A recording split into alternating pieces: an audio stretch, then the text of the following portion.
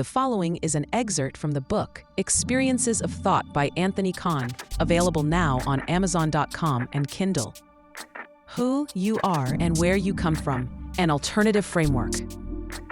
And now, so early in our journey still, a rather dangerous stretch of terrain stretches out before us. The hazardous minefield that can be described in one all-powerful word: religion. Since the beginning of recorded history, and presumably for aeons before that, human beings have formulated origin stories in response to that natural human intuition that all that is must have a beginning. Though various cultures and societies may have been isolated for centuries beyond count, there are nevertheless similarities between the emergent stories. This is not at all surprising, since they must address essentially the same questions, less some culturally specific aspects of life, often born themselves out of earlier religious belief. If, for instance, we place ourselves in the shoes of the ancient inhabitants of the prehistoric world, what knowledge did we possess with which we could combine logic to produce an account for the beginning of the world? We would have known of our own birth and our parents and possibly grandparents, enough already to raise the question, how far back does this process of A begat B begat C go? There must have been an original couple who did not come into existence in the same way that all subsequent generations did. So who were these people, and how did they come into being? Clearly, a being cannot be begotten of itself, for how can non-existence have a mind with which to decide to come into being? The only logical explanation is that some kind of eternal being that transcends the world as we know it had to get the ball rolling, enter the realm of the gods. The second issue that any thorough origin story must address is that of the rules of our existence. This does not mean so much how the world was made and its underlying physics, for that is easy for one with the power of a god, and one can get creative. Hence, there is some diversity among stories in that regard. More important is the nature of right and wrong, the morality of the world we live in, and more specifically, the laws of the culture in which we find ourselves. It is a basic instinct of humans and indeed all higher-order animals to repay kindness with kindness and harm with harm.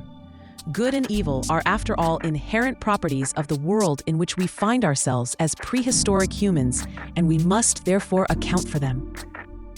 Again, look no further than to the gods. The scientific mind of our age, of course, can delve much deeper into these questions without needing to delegate the specifics to the realm of the divine so quickly. But we must remember that we are putting ourselves in an age before reading and writing. What we mean when we say prehistoric, when ideas could not be disseminated far and wide through space and time so easily as they could after the invention first of writing, and then the printing press, and finally the internet. We could not stand on the shoulders of giants in those days, for there was no pool of collective wisdom or reasoning from which to draw inspiration. So there we have it, the logical origin of the origin story.